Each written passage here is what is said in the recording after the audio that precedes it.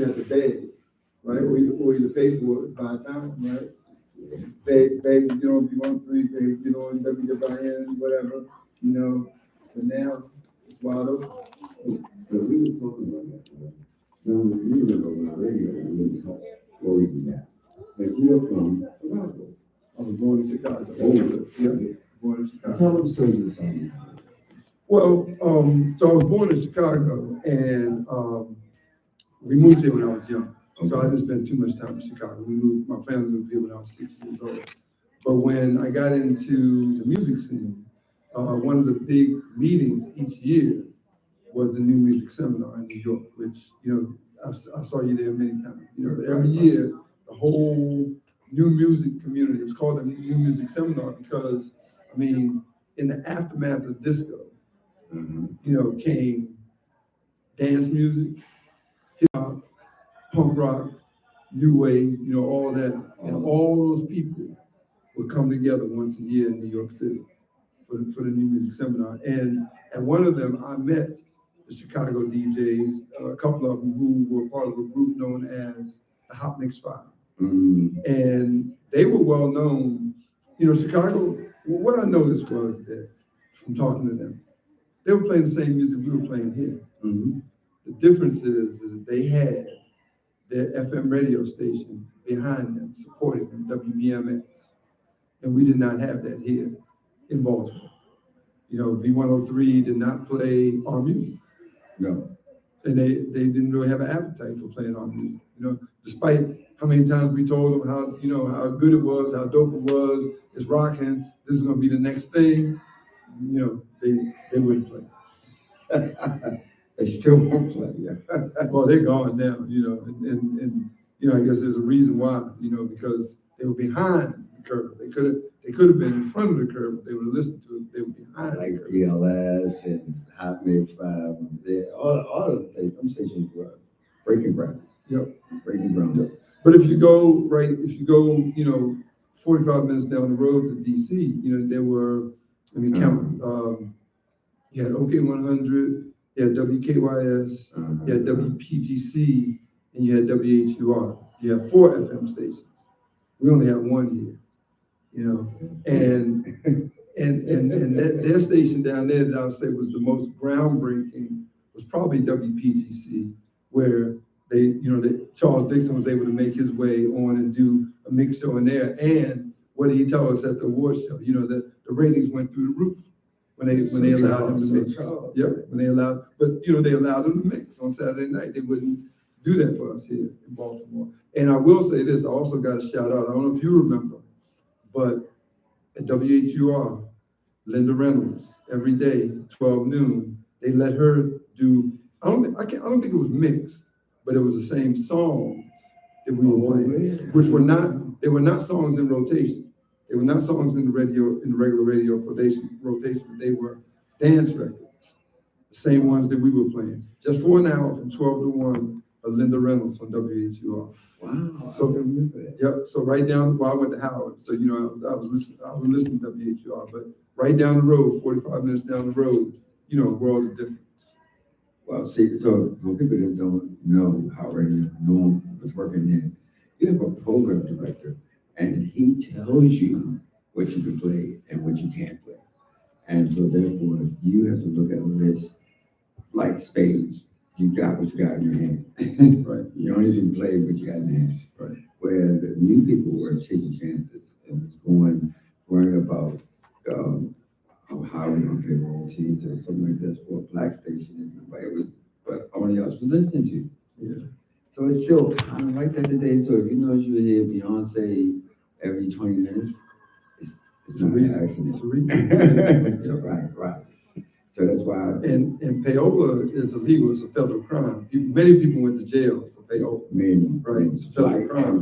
But then they found other ways to do it. They would give them concert tickets. They would give them merchandise. Other stuff besides money. For doing it. But you're right. There was a quid pro quo. There was an exchange or something for that airtime. It still is probably. Just because they put it off the table, it's not off the table. This is how America works. That's great. Say that sounds. It's modern day capitalism that you guys were doing back in the day. Pay to play. Now, I will say this in defense of the program directors back then. You know, 'cause when they were listening, I used to think they're radio suckers. You know, like Chuck D. You know, radio suckers. What do you say? Radio suckers. You don't want to play me. You know. Yeah. But they really were. They had their own music that they came up to. They had their They had their soundtrack of their young years as well. So they were really into R&B. Like Tim Watts tell you anything about R&B. Well, they had to fight for that. You know, Yeah. Right. I'm sure. Yep, they did. They Right, did. And right, right. that's right. Absolutely. So, you know, I think it takes some courage, you know, to step out of the box, the norm, you know, and realize that there's stuff on the horizon that one day, you know, might erase what the current thing is. That's true. I mean, you got some people fighting. I mean, you know, Kenny K is on FM, and he plays a whole house there. Yeah. I really don't listen to FM that much anymore, but you know. Well, you go preaching to fan FM, but don't listen to it no more. You walked away, didn't you? No, it's just that I really don't. I love music. Uh-huh. I think I kind of overdid it in my younger years. You know, now I listen to talk radio a lot. You know, but I do have my Spotify, you know, that I play, and I do when, you know, I have free Spotify. So when I get through all my skips, I do switch over to XM. and if they ain't playing nothing, then I'll go to FM. But very seldom do I make it to FM. Okay. I mean, well, actually, I'm talking. I was in radio at all. If it ain't Dr. K or something talking, I'm not going to listen to it. Yeah, I was going to say the same thing. My FM viewing is, I would say, like maybe 10% of what I listen to, because I do, like you, listen and talk radio, because that's when you find out what's really going on, you know, especially when like shows like Dr. K and NPR, when people call in. I love it. Oh my goodness, and you know, give their point of view, and here's what the headline is, but this is what's really going on. This is in front of on stage, and this is what's behind the backstage. That's what I want to know. I want to know what's going on the backstage side. Good. If I can ask you a question, I'm sorry. Go ahead. Or the stuff they want, you know, there's stuff they block. Yeah, yeah. Like, we don't know what's happening around the world because the administration says you can't talk about these things. So the real talk, everybody else in the world knows what's going on. Oh. But we are handicapped. They block that stuff so that we can't. We're not supposed to you can still get to it. BBC. You really can. The BBC. Yeah. And what's the other one? You can literally dial into the Iraqi information if you. In Al Jazeera. Yeah, because if you go on like not cable, but like, you know how like the TVs now give you so many news channels. Mm-hmm. If you keep scrolling down, you will get Al Jazeera, but it's all the way down at the bottom. It's in English. Yes, it's kind of because they dub it, but it's kind of like if you have a 500-page book, it's on page number 495. You got to keep going. You got like trying to find Power Porno in the App Store. Well, you can find Powerful One though. I think the link to the apps are on the website. ? Okay. They should be, but yeah, the link is on the website. So if you go to the Powerful One website, you can click either Google or I keep forgetting what Apple is because I don't use it, but the App Store on Apple, and it'll give you the chance to download it. If I can ask this question, if you were presented the opportunity to come back on the radio and do a talk show, anything that you wanted to talk about or inform people, would you do it? What would you talk about? And what would be the name of it? That's a good question. Because if you think about it, I don't know about you, Thommy, but you know, when I started out DJing, I was DJing. I was fascinated by what you could do with two turntables in the mixer, and the creativity you could do with that. Right? I had no desire to be a radio personality. It just wasn't my desire. I just wanted to mix and I wanted to blend. And You had to go to school then. You had to go get certified. there was a broadcasting institute in Maryland that a lot of people went to. Right. Yes, up there on Harvard Road. Yeah. I don't know if anybody got there. I guess a few people got placed out there, but yeah. But I had no interest in that. When I, discovered, because I knew how to mix in my mind, but I thought if you pulled the record back while I was playing, you messed the needle up, And then I thought you would. I did. Yeah, and then I did mess the record. and so one time it had to be, and I'm dating now, it had to be like 1980. My friend went to Carnegie Mellon for a summer program. We just graduated from college. He went to college, Carnegie Mellon for a summer program, and he brought a tape back. And I heard this guy scratching. I was like, yo, won't that mess the record up? I was like, no, they do it all the time. Bingo. I went back home. I was mixing just like that because I knew how to do it in my head. I just think you just couldn't do it because you're going to mess the record up, And I mentioned Poly. I want to shout out all the DJs that came out of Poly. Oh, yeah, a lot of them. Yeah, a lot of them. Because going chronological, Dino went to Poly. Yeah. Kevin Johnson went to Poly. Yeah. Charles Dixon, well, chronological to me. Charles Dixon went to Poly. 5 Star went to Poly. Okay, all right. Tom's went to Poly. Okay. And then you remember Virgil Sims, he's not a DJ. I remember Virgil went to Poly, So you had a lot of music people, come out of Poly. For me, I think that it was in the physics class where we learned about sound and hertz and that sort of thing. And I was hanging with these guys, these real cool guys, man, that were in the rock. And they were in sound systems and stuff like that, So we got into speakers, and when we got into electricity, we learned about current and resistance and ohms and watts and RMS and all that sort of stuff, I see.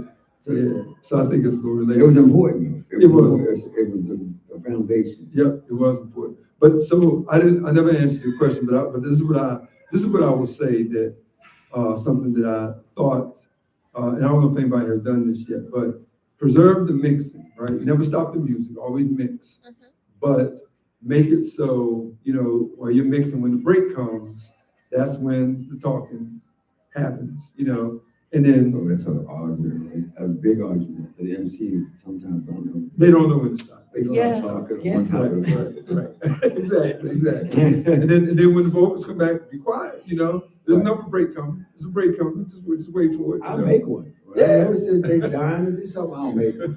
Yeah.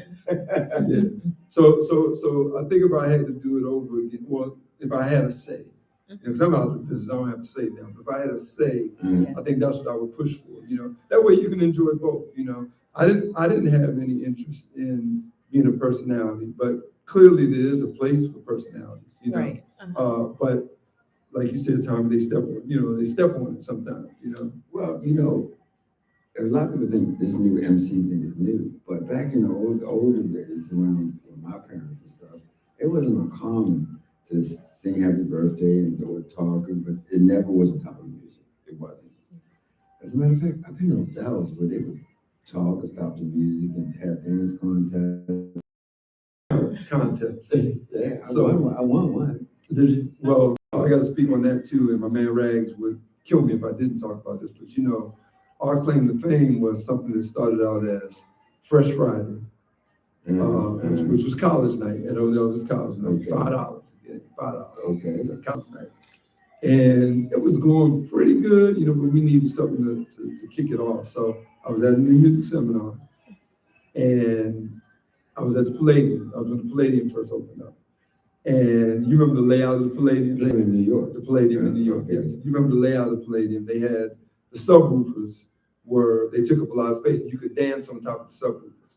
The mids were not on top of the subwoofers. The subwoofers were sitting by themselves. Wow. And so you could dance. You could dance on top of the subwoofers. And man, I looked up, there was this beautiful girl dancing on the subwoofer.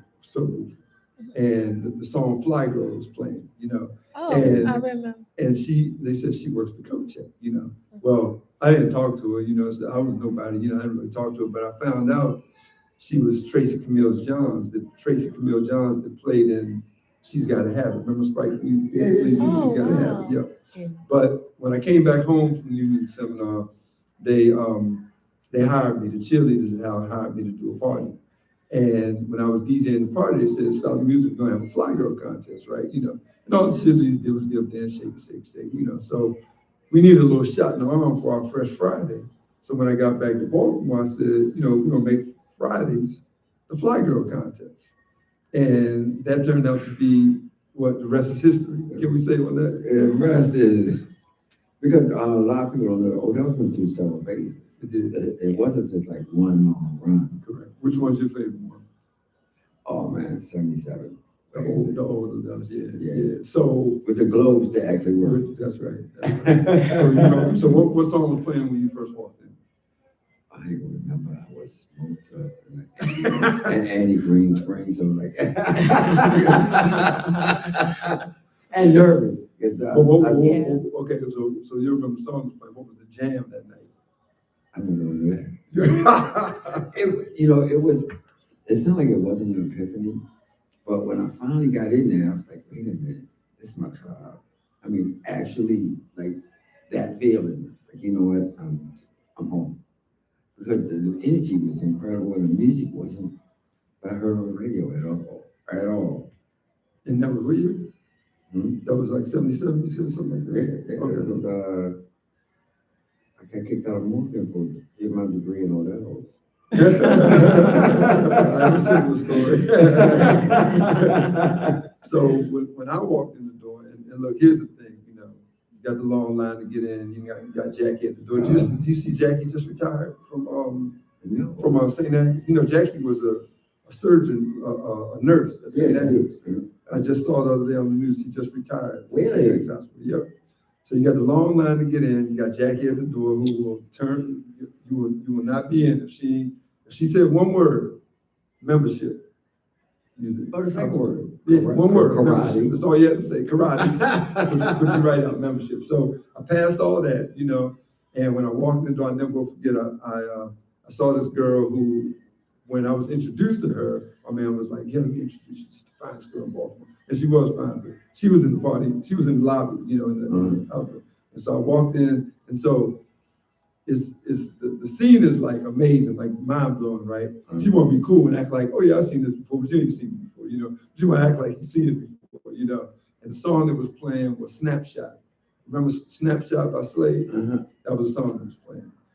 And the jam was that night for me. The jam was Bohannon. Let's Start the Dance.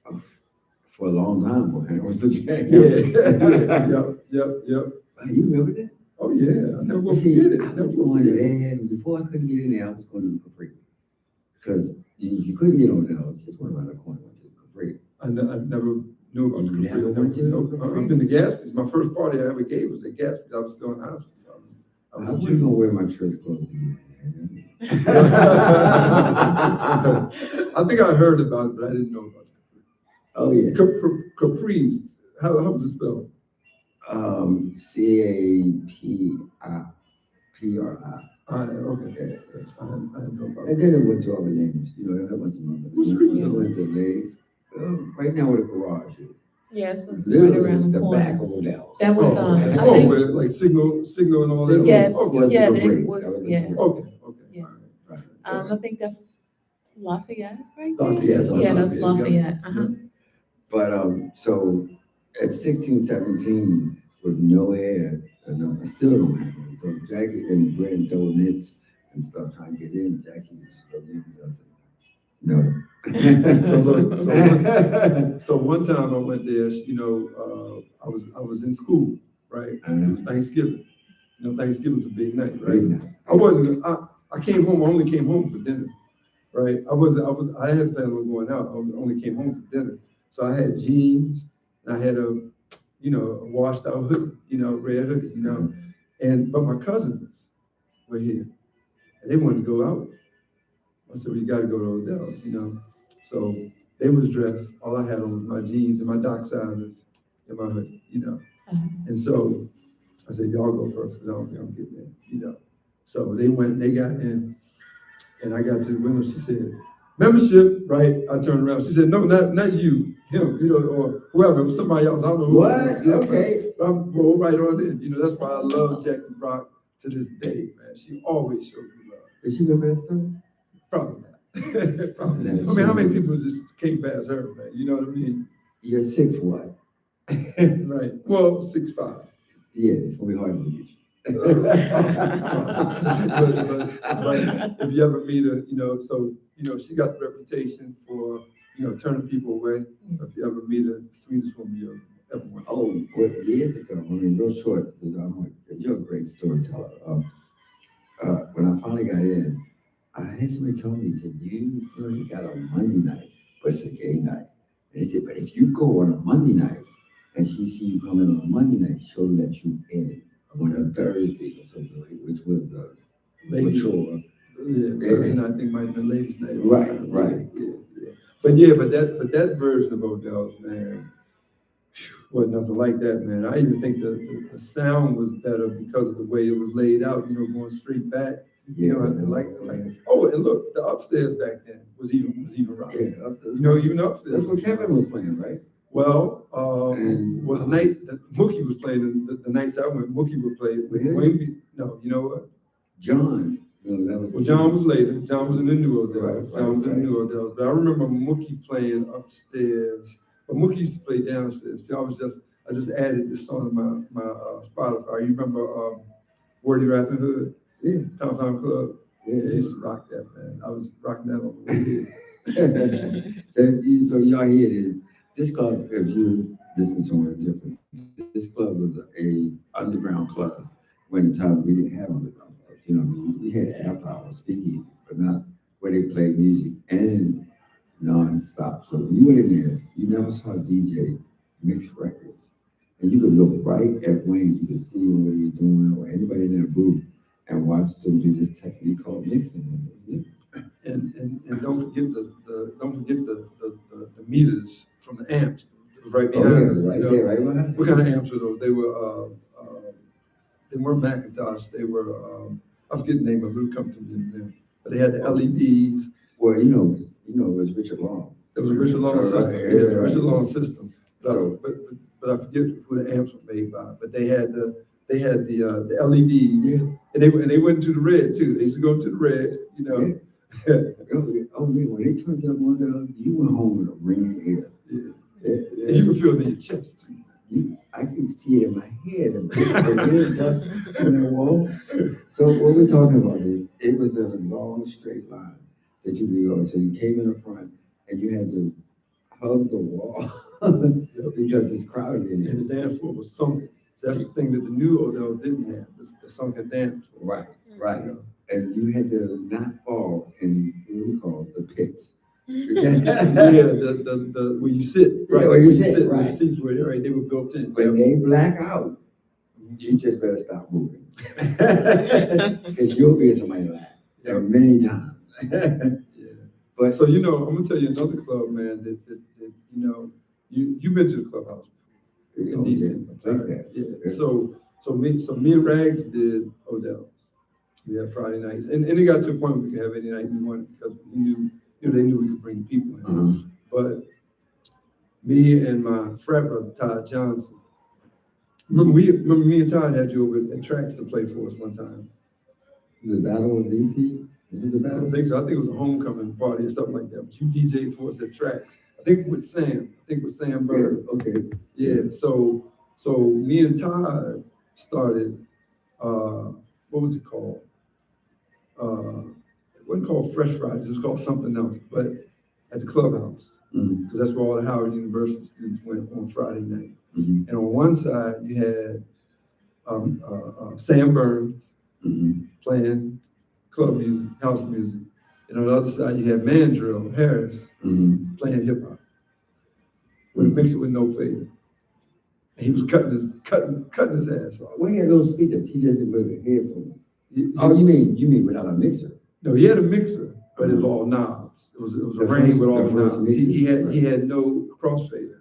Yeah. He was playing hip hop and he was cutting hip hop, just with the knobs. Mandrill was like that. Oh yeah, man. Mandrill he played anything he wanted to, but he got that rocking and he used to, how you cut with the crossfader, like that. Well, when you cut with a knob, you got to turn one up and turn one down real quick. Right. And that's what he would do, just like that. you know. Man, that's what I imitated. My first mentor was Mandrill. Mandrill, okay. Yeah, because he would cut a record to pieces. Yep. I wouldn't be a producer I am now if it wasn't him explaining the arrangement of music. Because I used to love beats. Like you said, to Don, it's more than the beats. And so he said, you need to play other parts. So now I'm a technician because of him. Yeah, Mandrill is the truth. So I will say that so Sam, rest in peace, you know, and Todd Johnson as well, rest in peace. Todd went on, so me and Todd did the Clubhouse Friday night. And then we did a club called the Roxy on Connecticut Avenue Sunday nights. That was all house music. And then by that time I was Wait a minute, was y'all calling it house or did you just call it band? he definitely called it house. Todd was from Denver, Colorado. And he grew up listening to funk music and stuff, but when club music then became house music, when we started promoting the Roxy, it was house music on Sunday nights. That's what it's because Sam was the one that got us in there. Sam was a DJ and he knew the owner Testify, and Sam got us in there. So Sam wanted to play house, so it was house. But Sam and Todd went on to open up DC Live with Testify and was the Roxy. No, the Ritz. The Ritz, two big legendary clubs in DC. Yeah. But Sam, his not to be critical, but his mixes weren't as tight. They weren't the tightest, right? But his selection, what he played and how he knew how to move the crowd and read the crowd. That was Sam. To me, that was Sam Burns' thing. All comments from the guests do not reflect the comments of the station. Because all Sam Burns people are, he has a whole day in DC. Oh yeah. It deserves it. Right. It deserves it too. If I were you, I would move back to Chicago. No. It's not. So there's something to be said about that because there's some people the other way around. They can mix tight, right? But they don't know how to play. That's a whole nother debate. So when you was a DJ, did you have a DJ name? I did. What was it? DJ Davey Dave. I was like Davey DMX, like Davey Dave. Well, Davey DMX was taken already, so DJ Davey Dave. Did you ever meet Davey DMX? David Reeves? Andy Greenspring and no, I don't think so, because by the time Metro got really big, they was bringing Run DMC and Virgil was snatching Mantronics and everybody. So David DMX or David Reeves was DJ and producer, but he also played bass. So remember that song "Must Be the Music"? Mm-hmm. He played the bass line on that. Oh, that's great. That's great. This is why I like this show. See, this. Yeah. I met him at the garage. With Run DMC because so Run DMC kind of they made, and you probably know the albums, but the third album was I think it was the third album was Tougher Than Leather. Tougher Than Leather. Okay. Yeah. So Russell was their Run's brother. Russell Simmons was their manager, and Russell had a dispute with the owner of Profile Records, and he wasn't going to release it until they got that. The album was done, and David DMX produced most of the songs on the album. But Russell wasn't going to release the album until they got this contract thing. That's very cool. But they finally got it all ironed out. But I think the album was like a year late. So I don't know if you remember Tougher Than Leather. And yeah. So, but to me that wasn't. I ain't gonna say it wasn't as good because it had been released on time. It probably would have been dope. Yeah. But after a year delay, and a lot of other people woke up by that time, man, and was coming in the game and producing and stuff. So there was and sampling had come out, So by the time it got released, it kind of was a little out of place, maybe outdated a little bit. Yeah. Yeah, the culture was bad. But that was David DMX that produced it. That was David DMX that played the bass. I don't know enough about David DMX record. I don't know the one that was Fresh.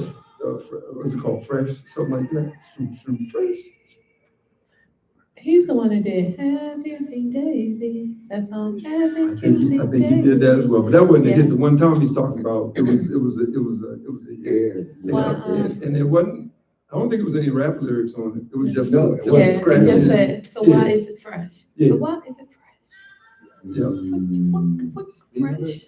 Yeah, I remember that. Well, these records. Wait a minute, so how old are you? Because you're talking about stuff, you're going about stuff. She loved hip hop. Yeah, I'm a Okay. hip, She hang out with them. yeah, I'm 1 year younger than hip hop. All right, but you are clearly an enthusiast. Yeah, Yeah. I grew up on hip hop, yeah. So my DJ heyday was probably 81, 82, 83, 84 at Howard. You know, I did most of the big parties at Howard. Uh-huh. And I think I was, so some of the records I broke over there, like, you know, Set It Off, Wonder If I Take You Home, you know, other records too. But where'd you get no records from? You name all the records that are kind of broke. so I was in a record pool. I was in Eardrum's record pool. Okay. But we didn't get serviced by every label. So I remember one record I did once. So you were part of what I think was a historic moment in hip hop. You know, it's in Baltimore, so maybe it's not gonna get much play. But when Peter Piper came out, and you took it out the box and put it on the turntable in Metro, it never made it to the shelves. You sold the whole first. Well, how many records come in the box? 20, 30. 30. You sold 30 records Straight out the box. straight out the box without even putting it on the rack. And I bought 2 because we didn't get serviced by Profile. right. Eardrum wasn't, No. Eardrum's name was Foreigner Suite. He had Tables of Distinction record pool. Now. You remember Tables of Distinction? Yeah, I did. Yeah. DJ Cool was in Tables of Distinction. We were all in What's up, Cool? Cool was my man. But I was playing hip hop like it was something new, and I loved it all the way back to before Scott LaRock died. Yeah.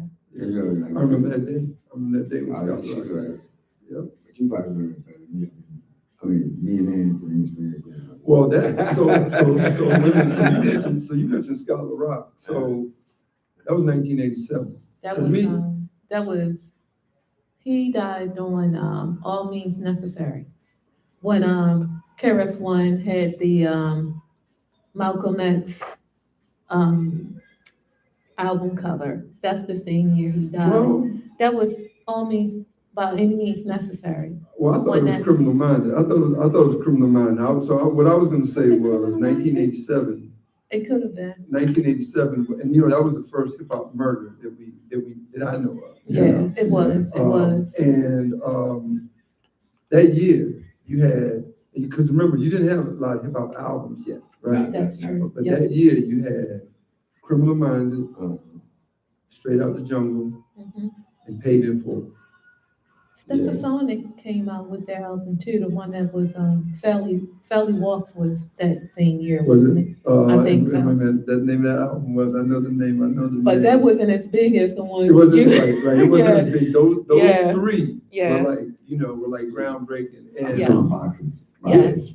Yeah. I went from having just one row of hip hop to having a whole section of hip hop. Yeah, and remember, you used to read Billboard. I haven't had a chance to do this yet, but there's a Billboard front page article that said hip hop sales are down this quarter, signaling what might be the end of the genre. I really want to find that headline. They're still saying it now. Yeah, that's true. Because they couldn't control it, but they figured it out. Do you think they really figured out how to control it? Because now what we see is not what we need. Well, I don't think it can be controlled. And so let me tell you, there was one time where any hip hop, we just gobbled it up because it was hip hop. Give it to me. Yeah. You know what I mean? It was rare fun. But then it got to a point where I could say, I don't like that. That's not my thing, because flavors came out then, right? Yeah. And I think flavors are good. But at one of the new music seminars, Ice Cube said something. And it was probably somebody in the audience said, hip hop was born in the Bronx, or probably shouting out the Bronx. That's all you gotta do is start it. And Ice Cube said, you know what? Hip hop was born in the Bronx, but it would have died in the Bronx too, had other people heard it and came up with their interpretations of it. Yeah, that's true. Insightful. So to answer your question about controlling it, I don't think you can control it because everybody hears it. It's so impactful of a genre that everybody hears it, and it can mean something different to everybody. You know, Everybody has a point of view. Everybody wants you to hear what's going on in their world, in their life, and on. So-called Here's the their set. controversy. They're saying that major labels want them to continue to do derogatory music because that's the imagery they want to propel. So some hip hop artists are saying that when they do music that they really like is positive, that they shoot it down. They want them to do the same. I'm telling the other one in the corner, Yeah. women, bitches, to do that. And some people won't do it and walk out of contract. But it is a big thing all over the internet about what you want to say sell out, which ones don't, because the majors control your destiny. well, still, because I thought these days you don't need them anymore because you can make your own record and you don't need them for distribution. You can, put it out there and But you don't have to. You need one leg of octopus. A major is 800,000. I didn't know they still had that kind of info. Yeah, and they have the media. They have everything you do. They can pick up. Yeah. I think, not to cut you off, but I think But you did. old school hip hop is coming back because KRS One just dropped something. Rakim just dropped something. Nas has done like 3 albums. Premier is working with everybody. A lot of the so-called old school artists are coming back, showing the new school this is what hip hop is because a lot of this stuff that they're playing on radio now is not necessarily hip hop, it's hip hop because it's pop music that they're trying to pass off as hip hop. But KRS One on August the 11th, KRS One actually put out a new album. The same thing with Rakim. And they have a Posse album. Yes, the Posse albums are coming back out. Where it's going to be Rakim, KRS One, and if I'm not mistaken, Nas and Premier is doing a bunch of the beats. Okay. Yeah, so Like they're a trying. mistake. Yeah, so well, kind of, like Scenario, Tribe Called Quest, things of that sort. Busta Rhymes just put out a new hip hop album, and Fat Joe and Jada Kiss. These are the hip hop pioneers. They're actually coming out with new albums, and I think Fat Joe and Jada Kiss are actually about to do a hip hop podcast to talk about where did hip hop go astray? How did it go from hip hop to hip hop? Yeah. But I would like to see some of the pioneers come back too. Like, Melly Mel is still old alive. How old? Now, people, how old are the band? Melly Mel is in his 70s, but he still raps. He did Is he a 70 yet?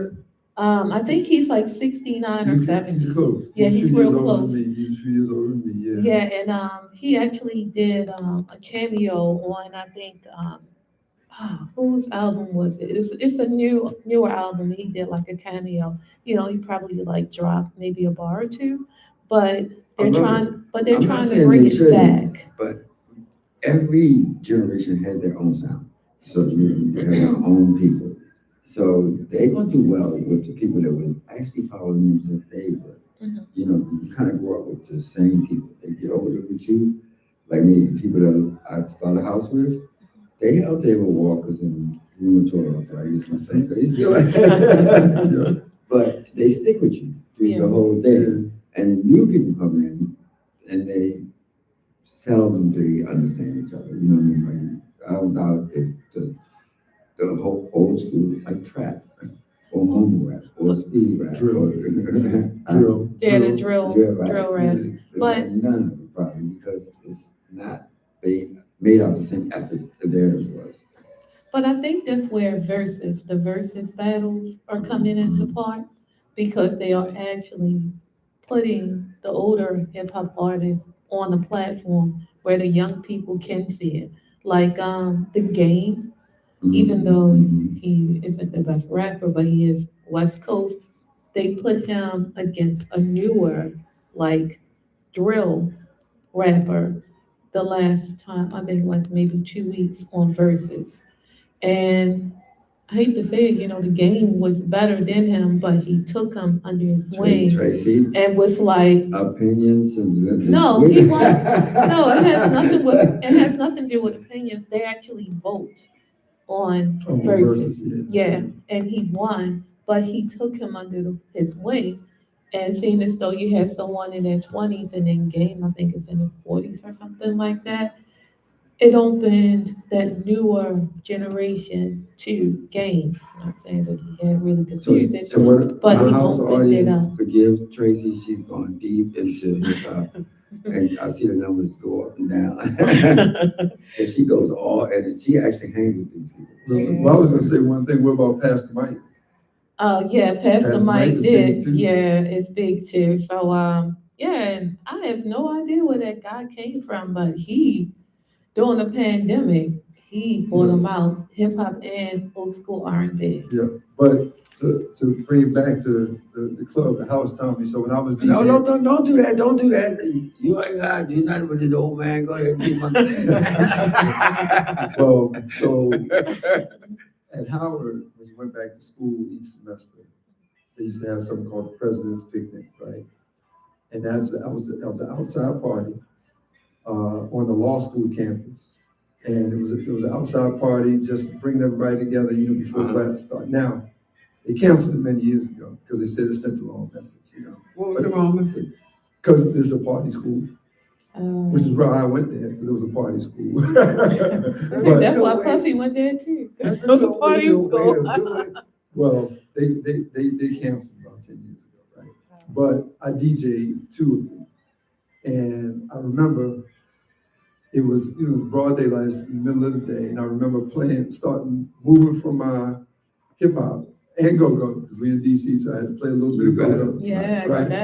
Moving into my hip hop, and then, into my mid-tempo R&B, and then moving into, I remember playing Colonel Abrams, Music is the Answer. And see, and look, back then, you had people from like the South, West Coast, maybe the Midwest heard about it, but you had people from all over the world there, and they hadn't really heard this music before, And of course, the secret of DJ is to get people dancing to something that maybe they never heard of, but they don't even realize they're dancing to yet. You sneak it in, Right.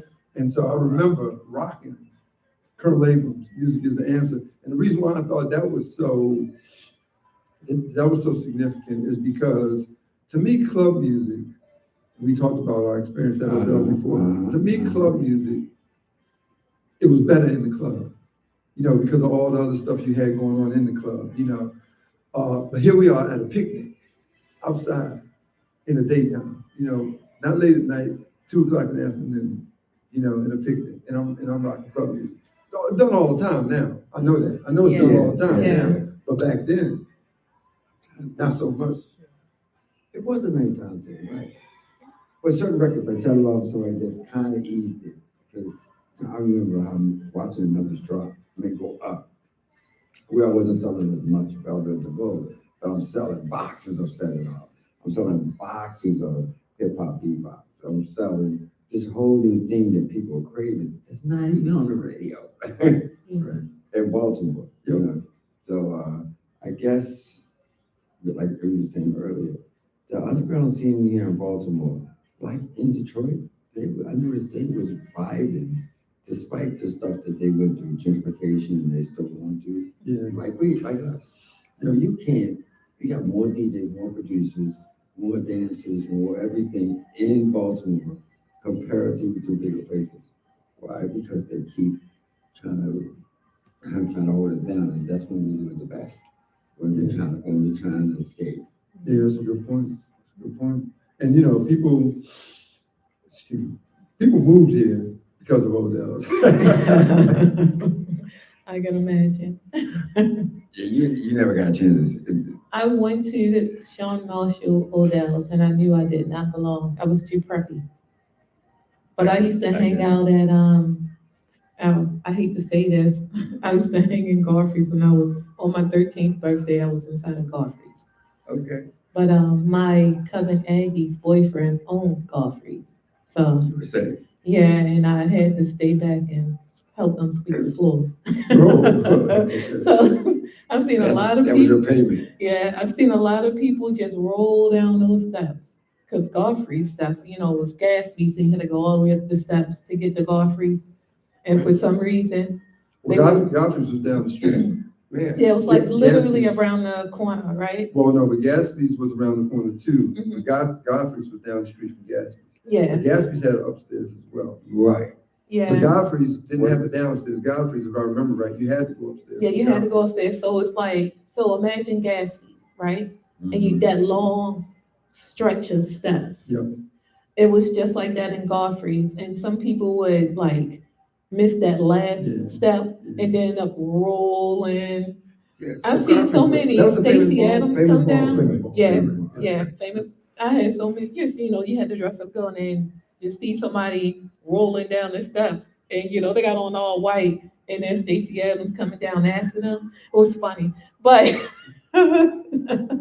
but you felt for them because they wanted to go in Godfrey, so they would just jump up, brush themselves off, go get their shoes, and walk back up the steps.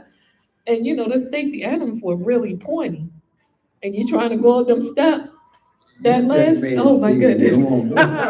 That was a normal occasion. So I used to stay downstairs and watch the people roll down the steps at 13. That's what a 13-year-old does. Yeah, I'm So like, you was fine. oh, You was fine. yeah, so yeah. But it happened all the time. I did. I I'm know. just saying. You gotta remember, the DJ booth was on the lab. Yeah, you had, and that's when I found out that Scotty B was white because he was rocking you didn't see him. And by me sweeping up the floor as my payment, he comes, I was like, oh my God, it's a white guy. But, anyway. Big shout out to Scotty. Yeah, that's a So- mixing dude. So Dave, let's hear some positive things. Some of the greater ideas. I mean, you was on Odell's when Colonel came, right?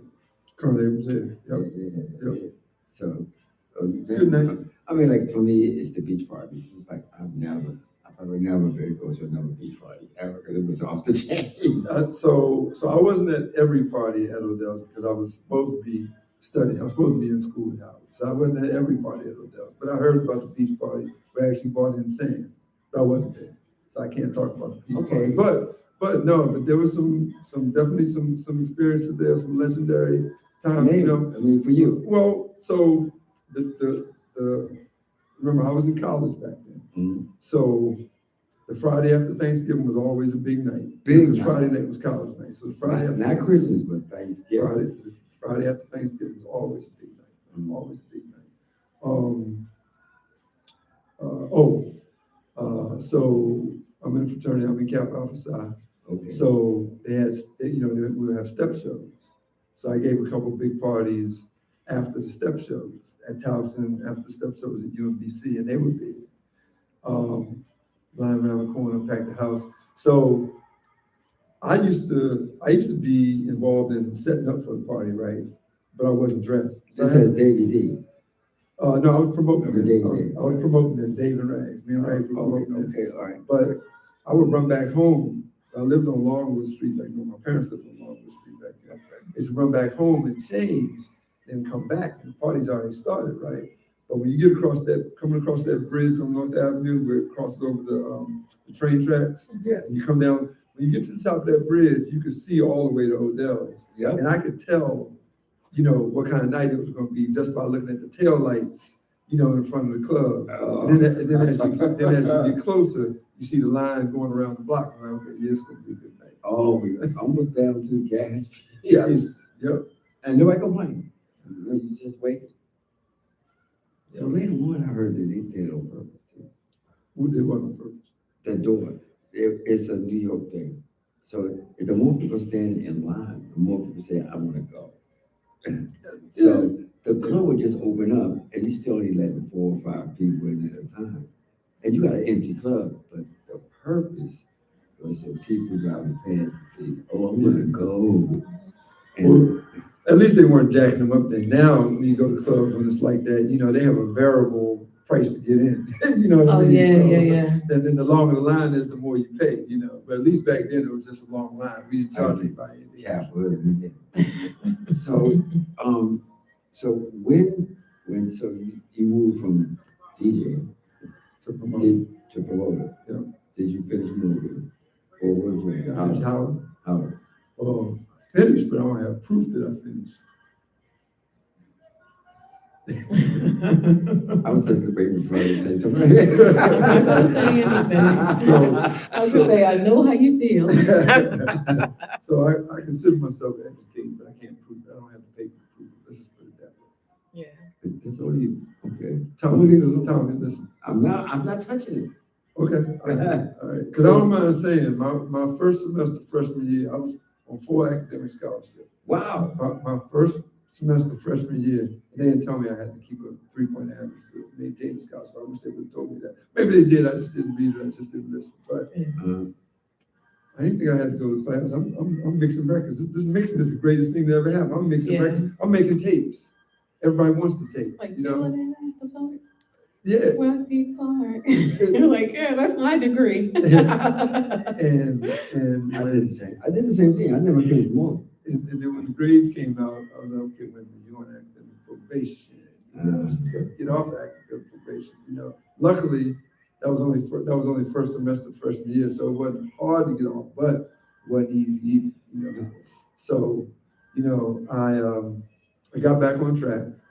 Got my average up enough to pledge, and probably what ended my DJing at Howard was when I did pledge, because then once I pledged, the other fraternities, I pledged Kappa Alpha Psi, the other fraternities wouldn't, give me the parties. And you was doing all of them. I was doing most of the parties. I wasn't doing all of them, but I was doing the big parties. But here's the thing. So I would be DJing the parties, but it's a party school. So Sunday morning, you hear that, this party was rocking, this party was rocking, that party was rocking.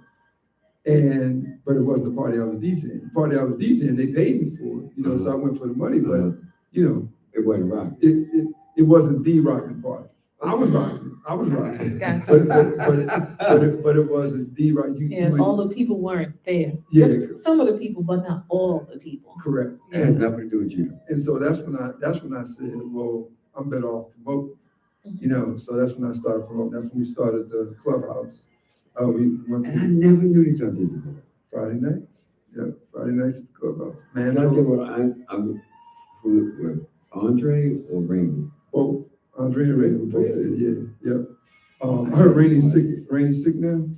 I just saw I saw something on Facebook. He's battling some illness. I thought. Really? Yeah, but Rainy. I gotta look at the last time I seen him was I saw him at the last reunion. Okay. Yeah, Rainy and Andre. We had Friday night, like I said, we had Sam on one side, and we had Mandro on the other side, and we had over there, it wasn't the fly girl contest. Over there, it was the fat booty contest. I just want a straight up ham. That's what they wanted. That's what they wanted. But yes, I got to promote, and then bigger club. So East Side. I don't know if you remember the East Side. The club? Yeah, the club, the East Side. No. Okay, that was on Half Street, Southeast DC. So Brian Tribble was the manager, but when the whole thing with Lenny Bias down and everything happened, Brian Tribble wasn't the manager anymore. I don't know what happened, but he wasn't the manager anymore. And then Todd became the manager. So you got all the dirt. And you got an excellent memory. You have an excellent memory. But we were young, man, and that's what kind of stuff that we did was what young people do, But Todd became the manager, and so I was DJing Thursday. DJ Cool was DJing Friday, and Saturday had the upstairs and downstairs open. There was Renegade downstairs and Flex upstairs, and Scooter. Scooter? So wait a minute. Scooter's still DJing. Yeah, but he was the light man. Oh, okay. He was the light So man. Renegade was doing that party? Renegade, yeah. You know Renegade? You know Joel? Yeah. Yeah, so Renegade, so on Saturday, it was Renegade and Joel and Scooter was working the lights, and Flex was upstairs on Saturday. Wow. So let's And then we went to tracks. And I then can't went to see Wednesday the time. night track. I want to be sure I pay. Oh, no, it's 9. It's not about. Well, 8:55. Okay, No, cool. yeah. Because I'll go over it. She'll I'll cut be like- us. She'll cut us out of it. Alright. Time flew. I didn't realize time went by that fast. Oh, really? Because I make sure the show is informative. You know what I mean? So I bring people, even when I don't know them, you just have a way of just making them feel comfortable and talk. Yeah. And so the show don't run like that. It's just, Facebook is just so that people can see it. The station itself. So give them the station, right? Oh, the station is Power 410, right? That's right, Power 410. Download the app, download the app, download the app, because we sound so much better in stereo. How do they download the app, Miss Tracy? Oh, to download the app, all you have to do is go to power410.com and you will see a button where it says Google Play, and also, what's that thing with Apple? The App Store? I'm biased. So what's the Google, address to the Google, app Google. store? You said go to it, like, so Yeah, you go use to your the- phone. Yeah, you can go to the website from your phone Uh-huh. and click on the button, and the button that says Google Play or either the App Store, Uh-huh. and then right there it'll take you to Yeah. there, and you can download the app and listen to us in And stereo. it's free. Yep, stereo. It is free. Okay, all right. Free 99. We owe you a penny. But anyway. Since time is running fast. So now, Davey Day is gone. The promoter is gone. Yep. What are you doing now? So, my father had a business, and he wanted one of his children to take the business over. I had 3 older sisters, they didn't want no parts of it. I didn't want any parts of it either. But in 1987, when Odell's got closed down, I didn't have a venue anymore, because, I could get Odell's anytime I wanted to. I had that kind of relationship. But then when it closed down in 87, for that period, I didn't have nothing. My father gave me that look, what's up? So I took over my father's business. My father manufactured hair care products. Oh, nice. And so I revamped this line. I renamed it Nubian Naturals. People may remember Nubian Naturals hair care, family hair care system. So that was, we manufactured and distributed that. In Baltimore. It was regional. So we had Baltimore. We had some customers in New York. We had customers in Jersey, Philly. But mainly in Baltimore. And we sold it exclusively in salons. So I did that from like 88 to probably for about 10 years, to about 98. 98 is when I started another business. Because I didn't really want to do the hair care stuff. That was my father's thing. But you did it well. I did it, and he got a chance to see it flourish. That's what he always wanted to see. Before he died, he wanted to make sure that his legacy carried on. He got a chance to see that, But in 98, the Ravens came to town in 96. In 98, I started a business with Clarence Haskett called All Pro Vending. And so that's another job I had going back to high school. I used to sell beer at the football games, baseball games, wherever, Really? Yeah. So now, this is probably our 23rd, 24th season at Raven Stadium. If you ever go to the stadium and see the guys with the yellow shirts going up and down the aisles with the beer, Yeah. those are my people. Oh, That's my nice. company. We do the Ravens downstairs. We do. It's your company? It's my company. Let Yes. me hold it.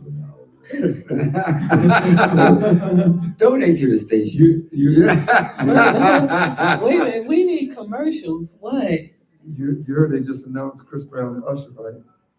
No, Oh. I know October Tracy. 17th, M&T Bank Stadium. I am totally gonna be there because I did not want to go to DC and feed them. I'm like, no. They're coming. Yeah. So I did that, and I tried to do the hair care business and this business for 1 year, but it wouldn't work. Yeah. So in 99, Okay. I sold, not the company, but the formulas to Nubian Naturals. I sold them to a guy named Ron, and he still sells them to this day. He sells them in the stores. You can still get a product called a shea. Oh, yeah. I've seen that. Okay, so so he integrated my products into the Shea product line. So my product, I tell my kids all the time, these products that me and your grandfather made is still being sold today. You can still buy them today. They're just part of the estate. Now, that's a legacy. That's a Yeah. legacy. And that's where you are now. So I do now. You're not retired. I can't retire. I can't retire. I didn't plan for retirement, so I'm still working. But I'm going to use that. I'm going to use that. but I'm also a real estate agent as well. So I've been a real estate agent since I see that. 04. What? Yep. So I sell about, I do it part-time. I sell about 5 or 6 properties a year. Yeah, but That's not bad. No, it's not. You have some full-time people that don't sell 5, 6 That's properties. So that's yeah. true. Wow. Okay, so when was the last time you went to an actual OW meeting? Well, Will and Anthony always invite me. If that's the one, there's a couple of them, aren't there? Yeah. Okay. I see what you was going to Okay, say. so I support them, and I guess the last one I went to was probably a few years ago. The other one, the one that Wayne gives one, doesn't he? Wayne and Tony give one or something? Tony Fashaw did. Tony does, okay. Fashion. Have not been to that one yet. And And not because I didn't want to, it was probably a schedule conflict or something like that, but not. And you know what? I bought a ticket. Didn't they have one at our house in the parking lot? I didn't go to eat because it was always on the day I had some money. Yeah, it was Well- one at ours, yeah. I think that was the last one before Tony, moved to Florida. Well, I bought a ticket. Yeah. But I didn't go. I bought a ticket to support it with all intentions of going, but Mhm. I didn't go. That's what I do. I mean, most of the time, 'cause I don't drink, and so I can't get the bottle girl, so I just go in there and order a soda, a Red Bull. You know what I mean? And just keep coming back for that, so that I'm helping them out. Especially if they just say, "Oh, Tommy, come on, skip the line, come here." I still have the money to pay. Yeah. Well, everybody is still in the game now, man. Y'all have done some remarkable stuff, man. I got to give it to you, because it wasn't all smooth sailing and easy going. No, it still isn't. Yeah. If you look comparatively to what's happening in the world and where we are now in America, it's like, So I will say this, and I know you got time coming up, but you mentioned a little while ago about the hip hop resurgence. Mhm. What I really wish hip hop would have done, and they still have a chance to do it, is have a call to action. They discuss and criticize hip hop lyrics all the time, but you got to remember, you had teenagers, all they were doing was talking about their environment, what they Yeah. saw, But Exactly. now that it's here and it's embedded, we have a chance to send a message. And I'd like to see a call to action in the hip hop lyrics, going Yeah. forward. That would be good. Do you know what would be perfect for that? Chuck D. Chuck B. Yeah, Chuck B. that would be Yes. perfect for that. Yes. You know what? I might email him. I told you. I didn't think about See that. how the Red Man and all of them. I might have to. We'll see. I have reached out to KRS-One, and I'll see that. but he had a lot going on because he was preparing his new album for hip hop's birthday. So I can probably reach out to him because he's KRS-One actually is a professor that teaches hip hop. What's his real name? I can't remember. Chris. I don't Chris remember. Parker. Yeah. Chris Parker. Yeah, so he's literally a professor, I think at NYU, and he teaches Wow. hip hop. Yeah, Okay. so I'm really surprised that he had enough time to actually do an album. But it if goes along. yeah, if you're passionate about it, you'll find a Yeah. way. But it's become very violent. Yeah, 5-year plan. What would you be doing 5 years from now? Well, 5 years now, I'll be almost 70. So I hope that I will have, A rocking chair? no, I'm trying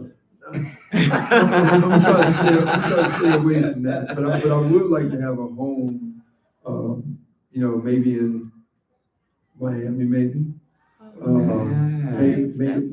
Maybe a home in Chicago. I still have a sister that lives there, but maybe a home in Chicago, home in Miami, and maybe a home somewhere outside of the United States. I mean, what's out of Chicago?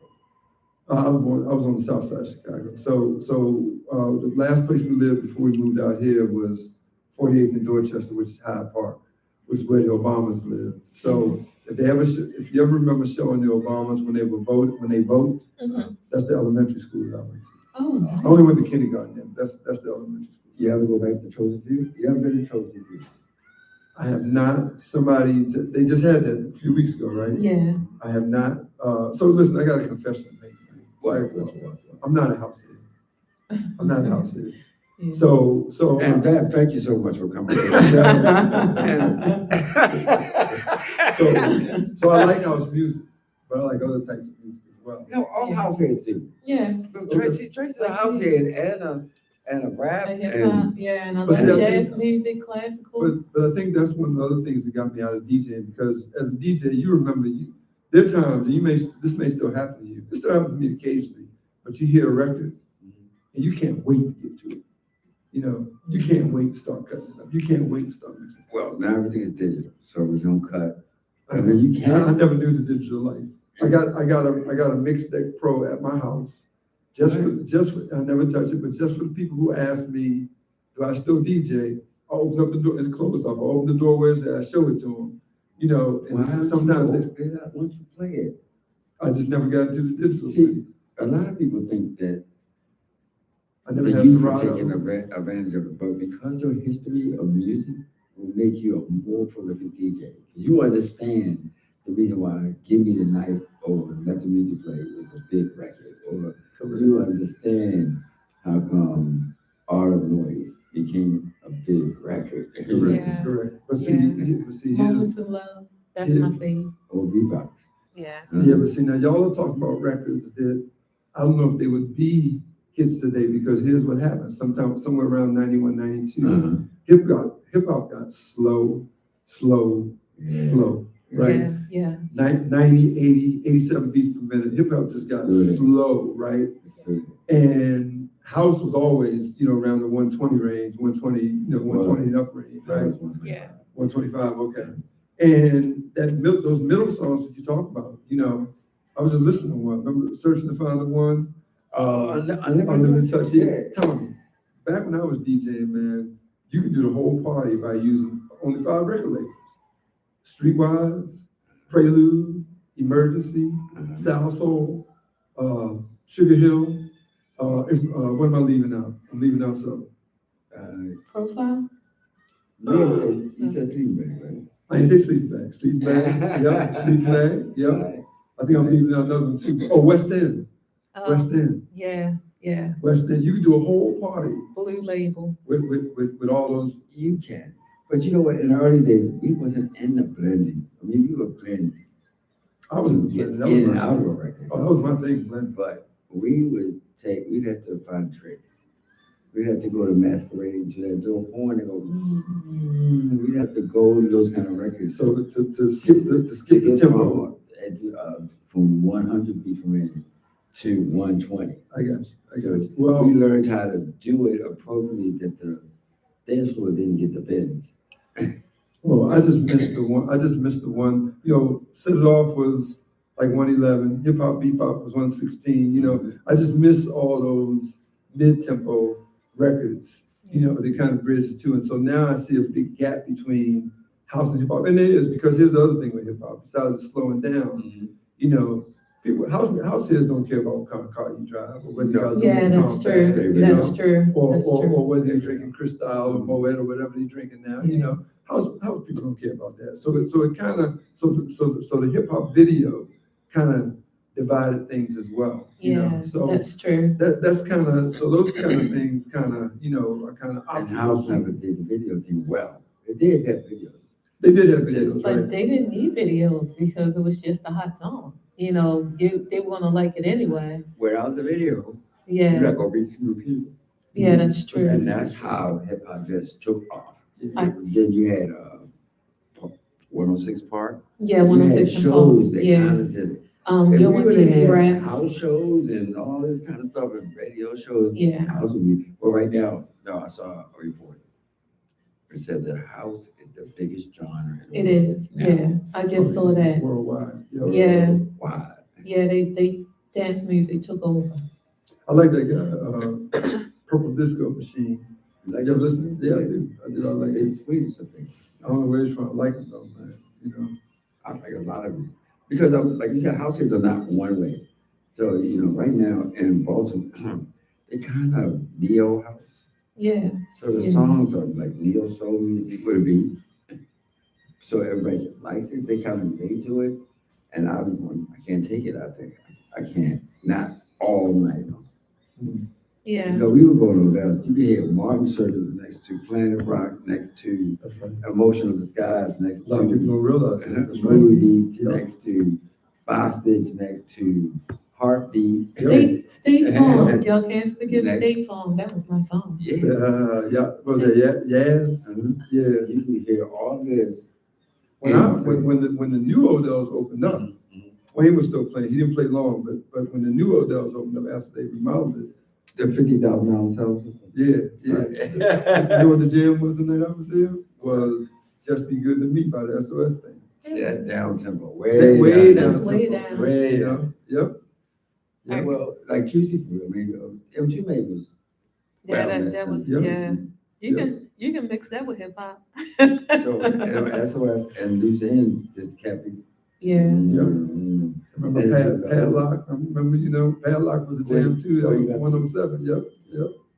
And I still don't get it. I still don't get it because I like to dance with it. And yeah, I came from disco. So disco was 125 or more. yeah. They had some down tempo, like Joe String Stand on the Word. So they still call those discos, but that was the first gospel record. We was actually not in church. Question, I know this has nothing to do with anything, but, the Mexican Jelly Bean, was that disco or was that dance No, music or was anything. it? Disco got burned up in the stadium in Chicago. Okay, And from that cause point, people just Chico, the Mexican kinda had a disco feel, Chico Fernandez. It did. That whole Latin disco you call it thing. disco? I wouldn't call it disco, but here's the thing. So what happened with disco was that people just did too much. Everybody. I mean, Ethel Merman had a disco song. Yeah, Barbara You know, Streisand. Barbara Streisand. Engelbert Humperdinck. Yeah, like everybody had They disco. just went too far. Yeah, They just went yeah. too far. And so the music that came from the aftermath of that survived, that was the real music anyway. So it was kind of like a reset. Yeah, we would never do disco though. Oh, Rodney Dangerfield. Didn't he have a disco record too? Yeah, No, yeah. he had a rap. Rodney Dangerfield. had a rap. No, he had, I thought, yeah, because he said rapping Rodney. Rapping Rapping Rodney. Rodney. I remember that. Weird Al, and then you all of a sudden, Yeah, my area was discotheques and the sex all night. You know what I mean? It's like it started to become performative. yeah. Where because back in the day, you went to the store, you bought the album behind it looked. They wouldn't open them up. You just had to say, I remember this group. And the kind of stuff immediately liberated. And then Barney started opening them, and that sold out. But before you just walk in the store, look at a cover. Look at the cover. So if you went to a higher players, their covers were always dope. Yeah. Their honey, they was pouring honey out of Oh, it. yeah, But that was. fire. She had a fire hat with a hose wrapped around her. And ecstasy was S&M. But that's how you show records there. Yeah. You know what I mean? So I was looking at a clip on Instagram. Bobby Caldwell, What You Won't Do. Oh, yeah, So yeah. he's white. Everybody thought he was black. Right? Yeah, he sounds black. But so on his album cover, it was a silhouette. It was him, Mhm. but it was an all black shadow silhouette. I remember that. Maybe, can I ask a question about a record? Because there was a discussion that me and someone else was having. They said Barry Manilow had a disco song, Copacabana. To me, that did not sound like disco. It's disco. Oh, okay, because I thought it sounded kind of jazzy, like a Latin jazz. So it didn't seem like disco to me. Remember, listen to what you're saying. So, Barry Manilow is the Mandy. Right. I Yeah. write the songs. Yeah. So, Doing Even Now, doing all this stuff. And all of a sudden, at the Copacabana, yeah, because I was like, I could do the salsa off of that. That's Latin jazz. And they were like, no, that's disco. And I was like, I cannot see myself doing a John Travolta. no, you still do the same That. thing. You just do it the low blunt. I mean, Yo, yeah, okay. and you know what you probably, because you weren't young, you weren't old enough, Mhm. with in Odell's, when they got to the end of the night, Mhm. they would put on one of these heartbeat kind of records so people could hand dance. Yeah. So the hand dance thing was really big, and even in Odell's. I'm at Schiller hand dancing. Okay. So I don't know if I ever stayed that late. Yeah, I had to close it down, bro. I'm like, and Wayne would do that to calm us down, so we didn't run out to the street or amped Oh, up. that's right. There's an sweat. Yeah. He didn't get it. Because he had to be in this sweating too. Yeah. So I mean, I love talking about this. A lot of people come on the show and talk about people. And if you're not from Baltimore, go get a time machine and go back. Because every city has one. You know, Yeah. like, you know, Zanzibar, people talk about America, or Zanzibar, or some other clubs in Philly talk about the catacombs, and DC talk about the Reds, I hear a- Club Red. I hear a lot Yeah. about the 18. Paradise Garage. Where was that? New York. Okay, Yeah. got it. So Paradise Garage was in New York, and Studio 54, of course, was in New York. When they closed Studio 54 down, they opened up the Palladium. I would have loved to went to Studio 54 to see Grace Jones walk in on a horse that was dressed like a unicorn. I would totally love to see that. So they had super clubs in New York. Mhm. So when you went to Barnes or something like this, it was that many people in there. Like, wow. Yeah, I never made the Barnes, but I saw outside. That was a huge club. Huge, and they still brought it. You know, so. Boy, we're doing a time check. We're good. Kind of like it's 9:17. It's kind of like when the Paradox, like I think that was the last of the warehouse clubs per se. The Paradox were here in this area. Oh, and last a club point blank. You know, I mean, you got half hour now. Yeah, because the Paradox was like used to be packed. Not And till then. Go ahead. when they had their freight elevator, I remember again, I'm gonna get on hip hop and I'll get off. I remember the freight elevator, if everybody knows Big Pun and Fat Joe, both of them were huge. Both of them actually fit in that elevator and came down and walked through the crowd. That was amazing because you have to have a huge elevator and be a It was a freight huge elevator. club Mhm. to have like Big Pun was like maybe 400 pounds. Fat Joe was like 300 pounds and they were standing side by You gotta side. remember, back in the day, there was no separation. Yeah, You know what I mean? So, like he said, he was in the garage. yeah, You know what I mean? And you could go to a Latin club. You could go to any other club. It's kind of divided now. You yeah, know it what I is, mean? it is. And the lounge thing is so big these days too, you know. Restaurants The and lounges, yeah, the ultra lounges, you know. yeah. Uh, It's not the same cocktails. feel. And, nah, because I call it lounge dancing, right? Mhm. You know, the music is playing, the DJ is playing, right? But they ain't really dancing that. Oh, that's my jam. They jump up and That's dance it, for that's food, it. and Chair sit down, dance. and then sit down. Like you working that chair, girlfriend. But yeah. Well, for the first 2 minutes, they knew all that, and then they go back to conversation. Yeah, exactly. So yeah. It's a different time. It's maybe it's not for us, but it's for they love it. I don't know how they can afford $300 above dollars of champagne. I had to save my money to get all that. Yeah.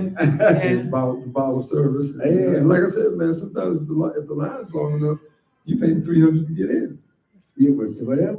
Credit cards. That's why I don't know how they everybody. do it. I That's don't. why everybody credit score And they messed want up. to do top shelf. They're not, you know, I mean, I was trying to get an Odell to get red Kool-Aid that was staining my clothes.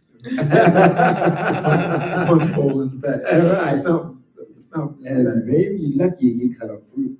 Right, yep. So one of the big things for me in there was to when they renovated the bathrooms. You got, you know, The boys and the girls. That was, When they the renovated- old ones was the boys and the girls. Yeah. Boys on one side, girls on the other. Yeah. And the neon light boys on one side, neon light girls on the other side. Monday night did not even care. Well, that's how they were the other night. So, you know, I told you I'm at M&T Bank Stadium. So we had BTS Oh yeah, the Asian pop stars. K-pop group. Yeah. BTS, they were there. They sold out 2 nights. I've never seen anything like that before, Tommy. Never. I saw it now it's 90% women. So that's what got me talking about it, because the women took over the men's bathroom. They had no choice, Yeah. you know. Yeah. But I never seen anything like that. So after the concert, we were leaving, me and my business partner were leaving. It's 11 o'clock at night. A girl stops us on the corner of Austin and probably Wacomico, Okay. and asks us, where is Ridgely and Worcester? Well, I don't know where that is, but that's where her Uber is. So what happened was everybody came out of the stadium, and they couldn't get an Uber at the stadium. They had to keep walking until they could get an Uber. Well, her Uber was 7 blocks away. Oh She, wow. she was barefoot. Like she was barefoot. Jeez.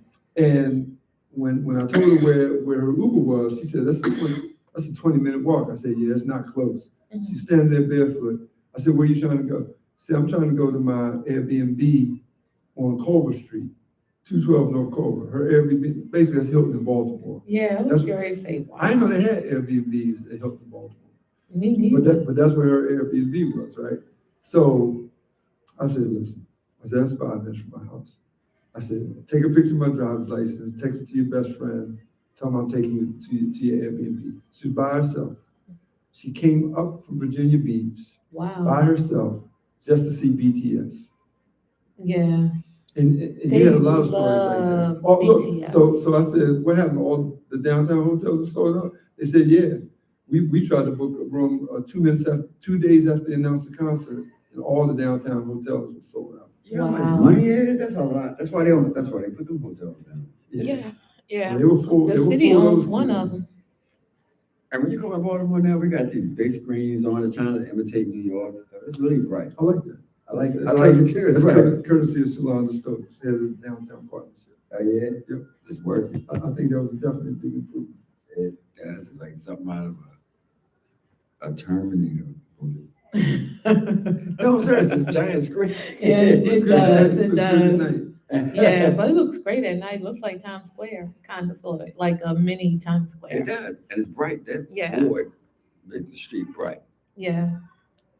But when there's bright, there's no play. Just So, saying.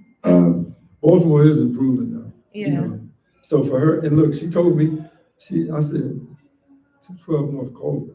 She said, oh, it's nice. She was saying how nice her Airbnb was. So, you have things going on neighborhoods that, 10 years ago, you wouldn't think Yeah, would ever happen. So things are improving. Yeah. We was down this club from 1920, and I kept wondering why people were standing out front right next door. It was an Airbnb.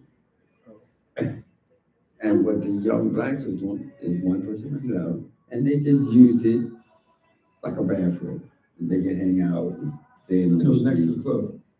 Yeah, but they weren't even coming in the club. Oh, they just made it a hangout. Because Baltimore City Club closed down all the things for them. Yeah. So they become innovative. They said, we'll make our own things. And But, that's where. But honestly, a couple of those younger kids that were standing in front of the 1920, they were actually out there dancing, saying, "Oh, who's this DJ?" And I was like, "Why don't y'all just go in?" And they were like, "Oh, I don't think they're gonna let us in here." I was like, "Why don't you try?" Like, "Oh no, we're just gonna party out here." So more people came, and they were just partying outside, listening to the music. I'm like, I get that they closed down the clubs and stuff for the younger people in Baltimore, but now it's to the point where they're afraid to go inside because they think they're going to get put out. That's crazy. Try it. Do. No, they just want to be with their friends. Yeah. If everybody can't get in, I'm not a lot of people going. won't say this, but Odell's was a college hangout. I don't keep it even on or not. I was 17. Most people I was in there that I associated with 17. Yeah. Now, as we're grown, I wouldn't go in a club with a 17-year-old. I don't mind. As long That's as, because you look Yeah, 17. she can't get away with that. That's why I'm amazed at all this history that you know. But man, thank you for coming, man. And you know what? I'm gonna do more panels where I bring some other OGs and set up all the nights so that you know, we have really talked about sometimes that one thing that I'm pro-advocate is that I don't think just because you're not the biggest demographic that you should be forgotten.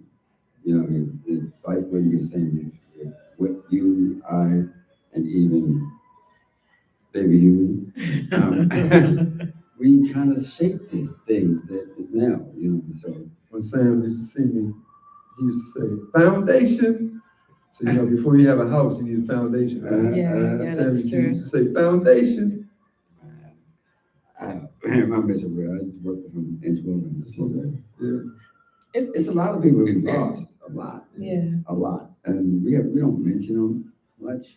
And, you know what I mean? Like Miss Tony or Herman or Miss Tracy or these people were a foundation, you know what I mean, of what was going on. Maybe we should do a show like that. Yeah, we should. And you can have the panel and y'all give me a mic and I can go out in the crowd. Be like with the Ricky Lake, she used to run to the people. Do you have a comment? You know, Ricky Do you had have a cancer, right? comment? So let's say Do you have a comment?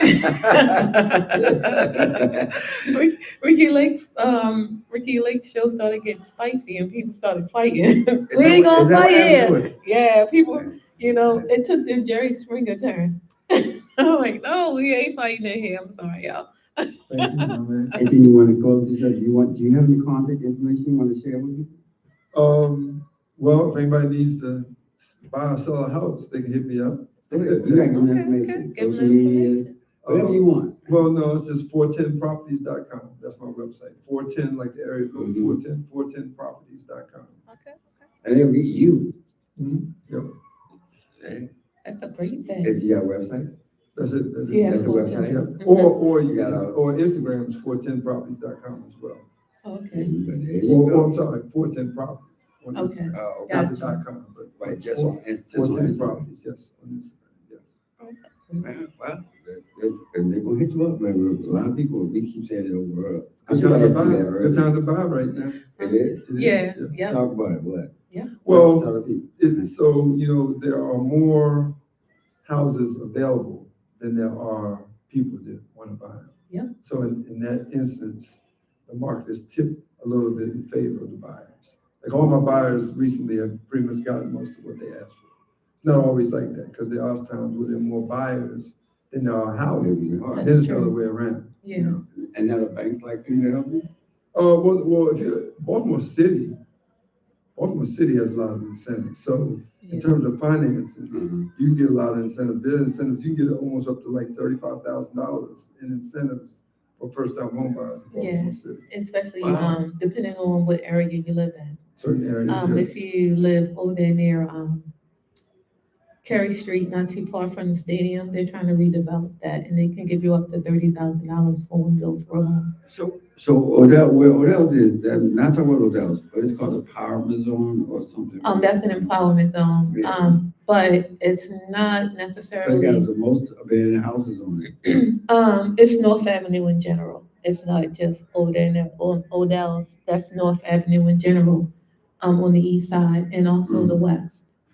They made that an empowerment zone in some places in Park Heights as well.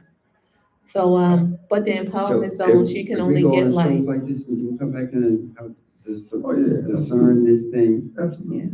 Yeah, coming up, we have some people that's going to explain the 2027 Medicare thing that people are not aware is going to happen. Yeah. So basically, going just the down. real harsh thing is that if you're 64 or older, you're fine. There's nothing going to change.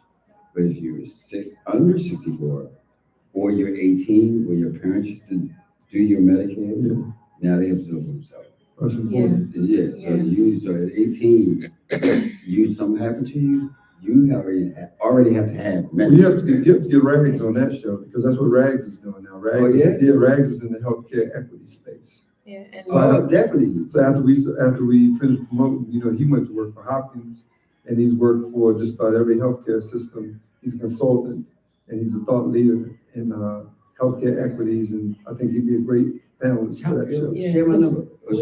We really need to do that like right away because a lot of people with disabilities are about to lose their health care. Senior citizens, disabilities, autism, all it's gonna affect everybody. Exactly, because you even have the people who actually, that need help, like the blind people and all of that, all of that is like, Disability. yeah, all of that is actually mobility, all that gets affected. All If, of it. yeah, all of it It's a because big of, thing. It starts what's in about to come down. 2027, so I'm Yeah, gonna get so- ahead of it. Right. yeah, so we that need to do that This show now. is just not all around houses or about. There is a lot of local, but some of our problems are really national. Yeah. So once again, thank you. Thank you. And you gotta definitely come back. You gotta definitely come. Especially when I I think I slept 4 hours the whole week. Wow. I started to cancel this show. When I called you and said, I see you tonight, I was like, I was waiting for you. I'm like, you heard I got quiet. I'm like, see you tonight? No, but And see, he was like, my yeah. brain is still in Odell's mode. I mean, my brain is still in Clubhouse. I Yeah. can dance all night long Uh-huh. and still not go to sleep. Or go like you, go straight to church. Yeah, go straight to But church. my body be saying, I know you lying. You're 60-something-year-old I body. understand that. Right. I understand that. All right, yeah, All right, take us out, Tracy. Okay, thank you for listening to the Thommy Davis Show. That's right, the Thommy Davis Show on Power 410. That's right. It is on Power 410 from 7:30 to 9:30. And I usually cut us off, but since we was talking about healthcare, I had to let it go. But thank you for listening to the Thommy Davis Show. Listen up next Monday from 7:30 to 9:30, where we will have another great conversation like the one you just heard. Please download the app, download the app, download the app. That's right, download the Power 410 app. Just visit the website, and then you will see the links to the app on there because we sound so much better in stereo. Have a great night. Happy Monday.